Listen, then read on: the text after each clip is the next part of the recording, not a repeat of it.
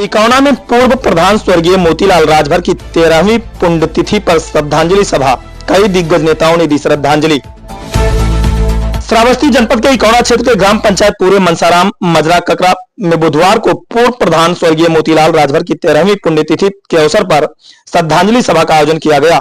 इस अवसर पर क्षेत्रीय जनता के साथ साथ समाजवादी पार्टी के कई वरिष्ठ नेता और जनप्रतिनिधि मौजूद रहे। कार्यक्रम में पूर्व मंत्री रामअचल राजभर, श्रावस्ती सांसद चौधरी रामचरण वर्मा, पूर्व विधायक असलम रायनी, पूर्व ब्लॉक प्रमुख गोंडा मसूद आलम खान, समाजवादी पार्टी के जिला अध्यक्ष सरबजीत यादव, सपा नेता इंजीनियर विनोद कुमार त्रिपाठी, सपा नेता आकिब पठान, सपा नेता जैन खान सहित समाजवादी पार्टी के सैकड़ों कार्यकर्ता शामिल हुए। सभी नेताओं ने स्वर्गीय मोतीलाल राजभर के चित्र पर पुष्प अर्पित कर उन्हें श्रद्धांजलि दी और उनके व्यक्तित्व एवं कार्यों को याद किया। वक्ताओं ने कहा कि स्वर्गीय मोतीलाल राजभर ने अपने जीवन काल में ग्राम विकास और जनता की सेवा को सर्वोच्च प्राथमिकता दी। वह एक सरल, ईमानदार और समाज के प्रति समर्पित नेता थे, जिनके कार्यों को लोग आज भी याद करते हैं। कार्यक्रम में भारी संख्या में ग्रामीण और पार्टी कार्यकर्ताओं ने भाग लिया। श्रद्धांजलि सभा के दौरान पूरे क्षेत्र का माहौल भावुक रहा। इस अवसर पर समाजवादी के वरिष्ठ नेताओं ने क्या कुछ कहा, देखें पूरी खबर। क्या कहना चाहिए, क्या मामला? देखिए, आज हम इस विधानसभा श्रावस्ती के पूरे मनसा राम पूर्व में मौजूद हैं। बहुत ही संभ्रांत और अपने समाज में बहुत ही मजबूती से पकड़ रखने वाले आदरणीय मोतीलाल राजभर जी का पिछले दिनों निधन हो गया था। आज उनकी 13वीं संस्कार है। आज प्रदेश के पूर्व कैबिनेट मंत्री और समाजवादी पार्टी के राष्ट्रीय महासचिव आदरणीय रामअचल राजभर जी, सांसद श्रावस्ती आदरणीय रामचरण वर्मा जी, जिला अध्यक्ष श्रावस्ती आदरणीय सरबजीत यादव जी, असलम रायनी साहब, हम सब लोगों समाजवादी पार्टी का पूरा कुंबा आज अपनी संवेदनाएं व्यक्त करने इनके यहाँ आया हुआ है। हम लोगों ने उनके परिवार से मिलकर के अपना गहरा दुख व्यक्त किया है, अपनी संवेदनाएं व्यक्त की हैं और परिवार के साथ हमेशा मजबूती के साथ स्वर्गीय मोतीलाल राजभर जी के परिवार के साथ खड़े रहने का हम लोगों ने उनसे भरोसा दिया है कि हर दुख और मुश्किल की घड़ी में हम लोग उनके साथ खड़े हैं और समाजवादी पार्टी खड़ी है। अभी पूर्व में बिहार में 2 चरणों का चुनाव समाप्त हुआ है। इसमें जो है एग्जिट पोल एनडीए की सरकार बनती दिख रही है, क्या कहना चाहेंगे? देखिए, एग्जिट पोल ने 2024 का जो लोकसभा चुनाव हुआ तो 2 सीट समाजवादी पार्टी को दे रही थी, यहाँ पर गठबंधन को 5 दे रही थी, कुल मिला के 5 सीट दे रही थी।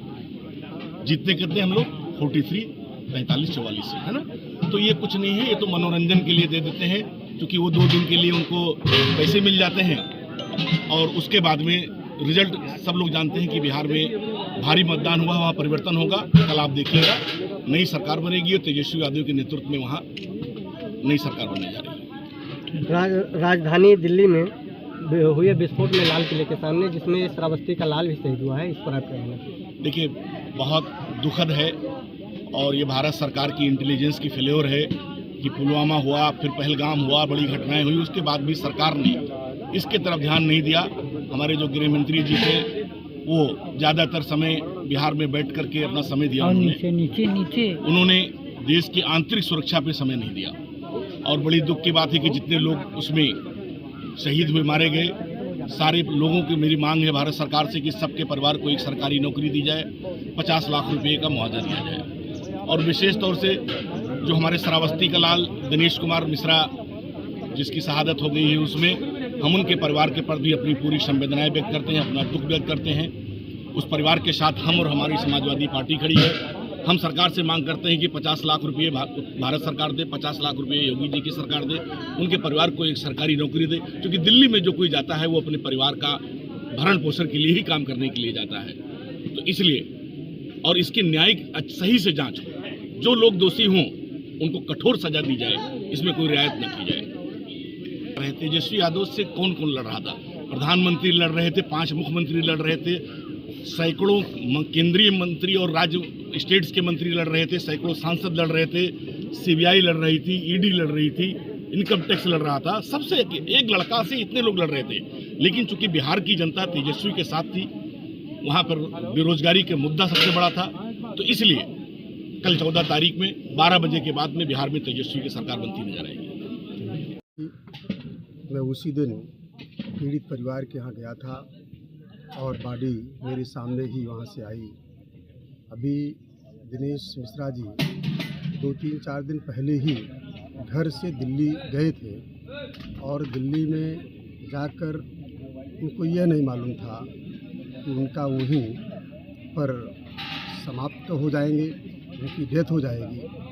अब उसी चपेट में वहाँ पर आए और उस ब्लास्ट की घटना जो घटी, उनकी वहाँ पर डेथ हो जाती है और तमाम लोगों की डेथ हुई, कई लोग घायल हुए।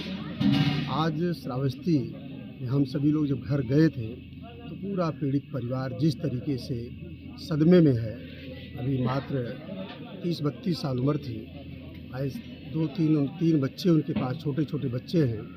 हम सभी लोग उस पीड़ित परिवार के साथ हैं और माननीय मंत्री जी भी आ जाए हैं। जिस तरीके से इतनी बड़ी घटना हुई है, हम सभी लोग उसकी निंदा करते हैं। भारत सरकार एवं प्रदेश सरकार से मांग करते हैं कि पीड़ित परिवार को कम से कम 25-25 लाख रुपया उत्तर प्रदेश सरकार और भारत सरकार मुआवजे के रूप में दे, जिससे पीड़ित परिवार को सहानुभूति मिल सके। क्या कहना है, क्योंकि वो पी राजभर आपके पार्टी के भी सहयोगी रह चुके हैं? अब उनके बारे में उन्हीं से पूछिए, वो क्या कहते हैं सुबह, क्या कहते हैं शाम को, उन्हीं से पूछिए।